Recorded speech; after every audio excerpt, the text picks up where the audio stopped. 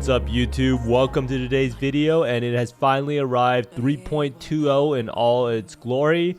3.20 is a roguelike dungeon explorer where you pretty much engage in an out-of-map league mechanic where you try to progress through a dungeon of different floors of ever-increasing rooms of difficulties where you get rewards, and it uses a new system that revolves around resolve, where it doesn't really matter how much dodge, evasion, or block your character has. If you get hit by something, you will lose resolve. So, as you can see from the trailer, there's some epic new boss fights. There's some epic new rewards similar to Ultimatum, where you can defer the rewards until the end of the Sanctum. And GGG used the word roguelike a lot while describing it. And it is truly a potentially great league if they get it right, and the key word here is if. Now this league does launch on December 9th at, this can't be right, December 9th at 11 PST. So let's get straight into it. This expansion is called the Forbidden Sanctum, and you do explore this roguelike dungeon with random rooms and encounters. It also features Endgame Atlas improvements with an Atlas tree revamp, new Atlas memories, and a brand new Fracturing Orb. There are only 2 new skill gems, and there are, I think, like 8 or 9 new Vaal skills. And they also decided to rework Chase Unique weapons with T0 rarity. So this is one of the new skills here. And this is pretty much one of the fights in the Sanctum, and you will see that there is a bar here that has Resolve. And Resolve is going to be a very, very important factor coming up. So, the deeper floors in the Sanctum have stronger monster and modifiers. So you can see here there's 1, 2, 3, 4, 5, 6, 7, and then lastly the boss floor of number 8. Or wait, 4 floors. Wait, there's 1, 2, 3, 4, and there's 8 rooms per floor. Okay, maybe I'm wrong about this, but I'm not really sure how this actually ends up working out. 1, 2, 3, 4. But basically, 8 rooms per floor, 4 floors of increasingly dangerous encounters and bosses. Now, Resolve is something that GGG came up with. So in these roguelike dungeons, you kind of have to have a progress bar of how well you're doing. Now, usually it is your HP pool, but in PoE, your health pool can be too easily regenerated through Life Flask. If you have a Life Flask Pantheon, you are pretty much able to get full life all the time. So GGG came up with a separate bar or resource bar called Resolve. And if you get hit by any of these telegraph moves or traps from the boss, then you will have a lower resolve. So this is pretty much like your HP bar that can't be regenerated. Now you can't block anything, you can't dodge anything, you can't evade any of these attacks. So it's kind of build agnostic in the sense that you can't really trivialize the Sanctum if you have the world's tankiest build. Now when your resolve runs out, you'll be ejected from the Sanctum. So pretty much when you lose your HP bar that's resolve, you will be finished with the Sanctum and you'll get whatever rewards you have. Now we will be collecting Templar relics that are retained between runs that provide buffs to Sanctum mechanics. So this is pretty much one of the core tenets of any roguelike, is that you have some progress between runs. So for this, you have the Templar relics that you can pretty much put into a little cache that will keep progress throughout each run. So this is one of the ones that you have. Plus 30%. Wait, this is a Sanctified relic. So Sanctified relic is a separate thing. A Sanctified relic provides a buff to characters directly. Now these will be pretty much a blanket character power increase. Now some of them are incredibly powerful. There's one actually that gives you Leafy Shade. Now this is another one here that gives you 30% crit multi, and strike skills target 1 additional nearby enemy. So this is almost like half of an item. But this is only going to be available in Sanctum League, and I think this could lead to maybe some interesting builds. Now, each Sanctum, since it is a roguelike, allows you to customize it greatly. You're able to collect gold coins called Aureus, and you can spend Aureus to buy crucial boons. So what boons are there these benefits that help you out in the run. So you can see here, you can get more coins on the floor. You can find more Aureus coins. You can get a relic. So you can buy a relic and put it into your relic locker. You get a silver chalice, which converts a minor boon into a major boon. And then here is one of the boon's effects, is that you have the monsters have 15% reduced action speed. So Sanctum rooms, every single room I think has some sort of fountain or a curse of your affliction.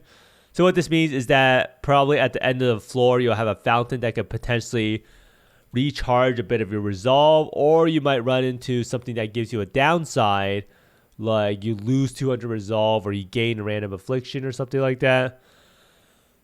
And also you can be offered an accursed pack, which have a crucial upside and downside. So right here you can see the pack could offer you 2 random minor boons, or you can lose 50% maximum resolve. And here you can have gain 200 inspiration, lose 200 resolve. Not actually sure what inspiration is. And here is you can remove a tight choker, which I'm assuming is an affliction, and then you gain a random affliction to cancel it out.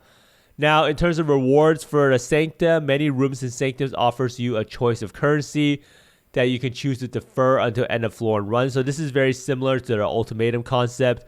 You can wait until the end of the floor, or you can wait until the end of the run to get the currency, and the currency reward will be much larger. So you can see here, you can get 2 Orb of Horizons now, or you can receive 6 GCPs at the end of the floor, or you can complete the Sanctum and get 18 Chaos Orbs. I think in the gameplay trailer, they did say that you could get up to like some Sanctums with like hundreds of Chaos, so that's pretty cool to see. Now, what do I actually think about the Sanctum? The Sanctum mechanic is very, very dangerous, just like I thought Lake of Kalandra was. The mechanic must be extremely rewarding, as it is an out-of-the-map mechanic. Now, they did try to kind of balance that out by nerfing some of the Eldritch Altars, but it is a very worrying mechanic. I don't think I can stress that enough. It needs to be done correctly, but it does kind of appeal to a lot of players that like the roguelike games. I don't know if anyone's played Vampire Survivors or Soulstone Survivors or Hades. These games are overwhelmingly positive reviewed, and people love the replayability of the games. Now, the resolve mechanic is going to be something new that they kind of introduce, and it can be really annoying depending on how hard the telegraphs are to dodge. A lot of players like the fact that their characters can be powerful enough so they can pretty much face throw through the content. And in this case, no matter how powerful your character is, you will pretty much always have to deal with this resolve thing. You'll always have to dodge all of the skills, and you'll always have to dodge all of the telegraphs. So next up, we also have to consider whether this league is going to be buggy and well tested. I think with a league like this, there's going to be potentially a lot of bugs, and it really has to be tested really well. So the league mechanic has great promise, but it must be executed well, or it will be another Lake of Kalandra. And it is nice to see that GGG is going out of their way to make a more involved league mechanic, because they could have just phoned it in, made it a very easy league mechanic with some mobs in the map. And maybe that would have been a better solution. We won't really know until we actually try it out. As you can see here, it's another resolve bar. And I think this is a boon, and another boon. The next boon you gain is converted to a major boon. And then you can see the boons that you have. And I think these might be the afflictions. I'm not really sure. But league mechanic overall, TLDR, I think it looks good on paper. It looks good if it's rewarding. It looks good if it's not buggy and it's fun to play and it has some replayability. But it also has a lot of dangers in that we don't really know how the league mechanic will feel to play. And if it's not rewarding, then it will be hard for a lot of players to even play it. Now, next up, we have the new skill gems and Vaal skills. Now, this time around, we do have 2 new skill gems. And one of them is Volcanic Fissure that has shotgunning potential similar to Molten Strike, so we want to see it out. Let's go check out the new skills. And what better way to see it than through the trailer. So the new skills are this Volcanic Fissure skill kind of reminds me of Molten Strike. It kind of goes around corners, and then once it goes around the corner, it shoots out a bunch of projectiles, and like 4, I think is the base. It has 110% damage effectiveness, so it's not too shabby of a skill. And I do think that this skill has a lot of potential. Let me look at that clear. So it slams the ground, and then it has some shotgunning effect. So I do think that this skill could be very, very good. But it does seem like the clear leaves a lot to be desired. It is a slam skill after all, and you do have to use war cries. Now, next up we have a new skill. This is called Frozen Legion. It's a spell and melee skill, so you pretty much summon copies of yourself based on how many cooldown charges you have, and then it does one attack. So you can see here, down right here, you have the number of charges, 2. So if you have 2, you can summon 2 copies. You have 3, you can summon 3 copies, and it kind of rapidly increases. So you can see here in this video demonstration, this guy is actually using Glacial Hammer as their main skill. So this skill is kind of meant to supplement your another main skill, and you do want to use a weapon that's pretty slow. And next up, we have a bunch of Vaal melee skills. They did add a lot of Vaal melee skills, and they actually even added Vaal Venom Jar, which I'm pretty excited. So you can see here when they pop Vaal Cleave, they get the 60% area buff, and they also get the 60% extra damage to enemies on low life. And here is one of my favorite skills of all time, Flicker Strike.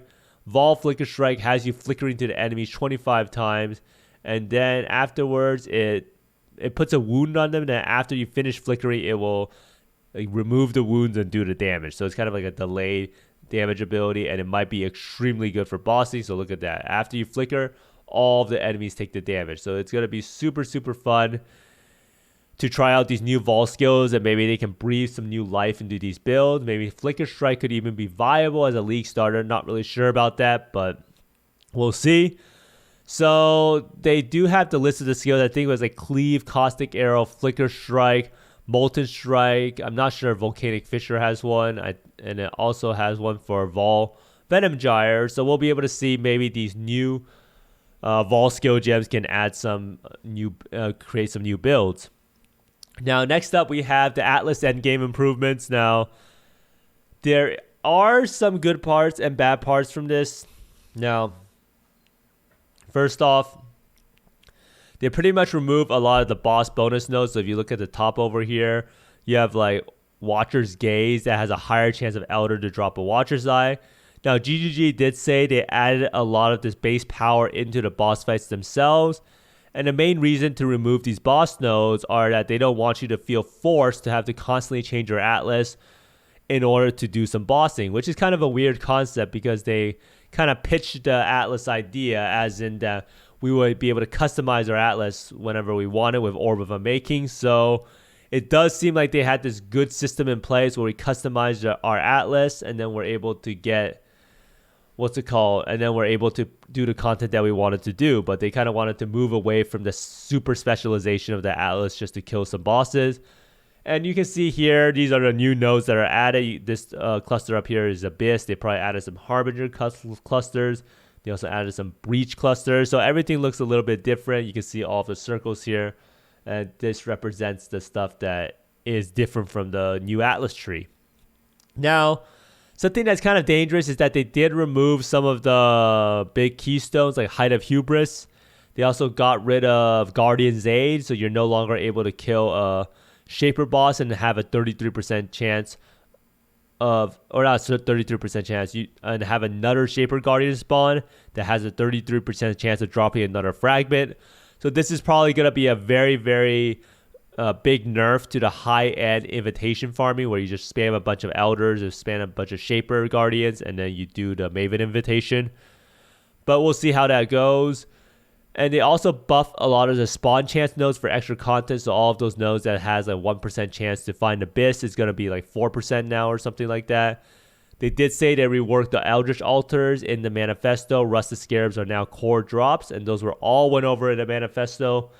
And there's 2 new Atlas memories. Now, the first Atlas memory is some harvesting beast or bestiary harvest beasts or whatever.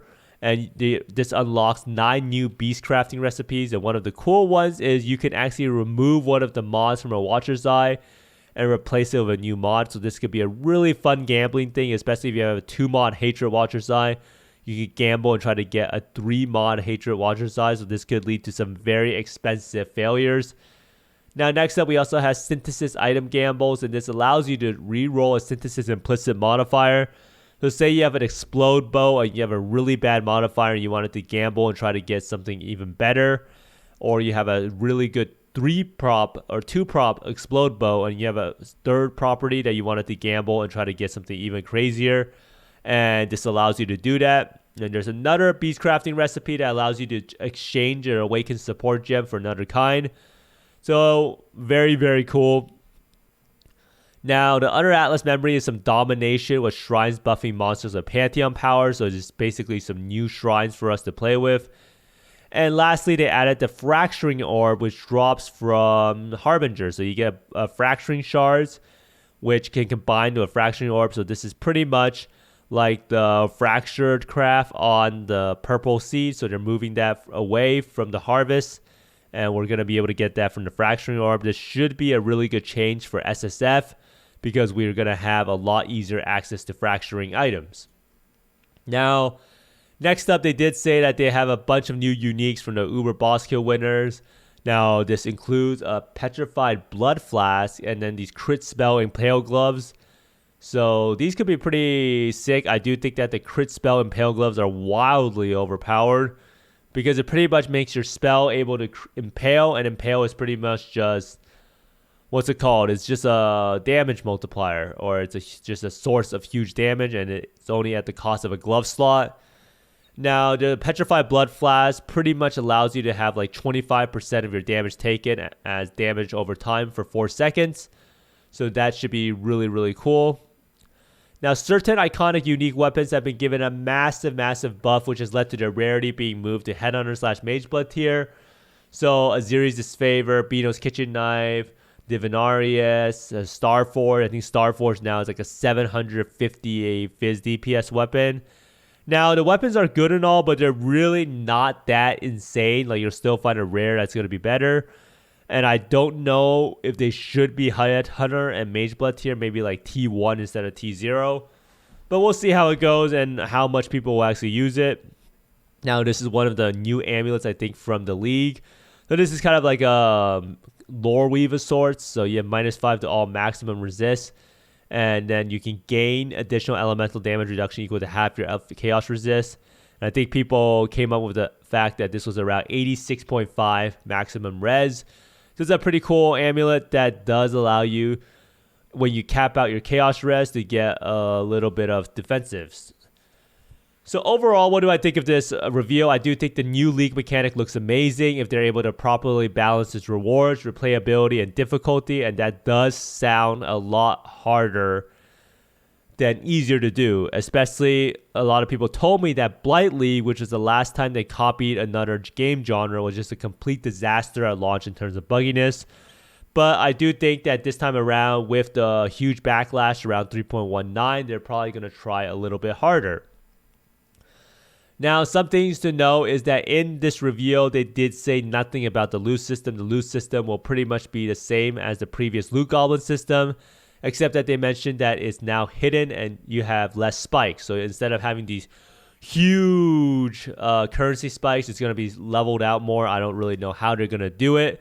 They're probably going to accomplish it by having more different reward mods that give more rewards and probably lower the conversion for the unique items to currency.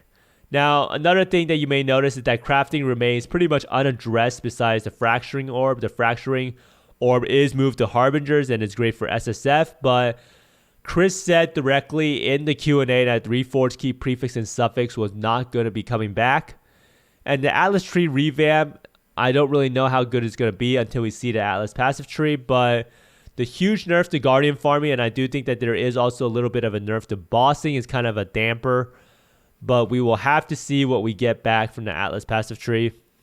They also mentioned the jewel rework, and they did say which jewels were not there anymore. And some of the jewels, like Mantra of Flames and Survival Secrets being removed, feels kind of unnecessary. You'll see that a lot of the core jewels that a lot of builds might have used are just pretty much gone. There's only like 7 drop jewels, and they're going to be exceptionally rare. And that includes like Lionized Fall, Unnatural Instinct, and what else is there? Inspired Learning. So those jewels are going to be pretty expensive. And I do really like the new Frozen Legion skill that they introduced into the game. It's the first spell and melee hybrid skill. So it's going to be interesting to see some cool interactions with that. And this is kind of funny. They did have the Forbidden Sanctum reveal, and this is probably why they think that melee is fine, and it is a joke, of course. But look at these weapons that they have. 500% increased fizz damage, adds 300 to 300 fizz damage, and the top end of the weapon is 2328. So if you're going to be testing builds with those weapons, no wonder melee is viable. Just a joke.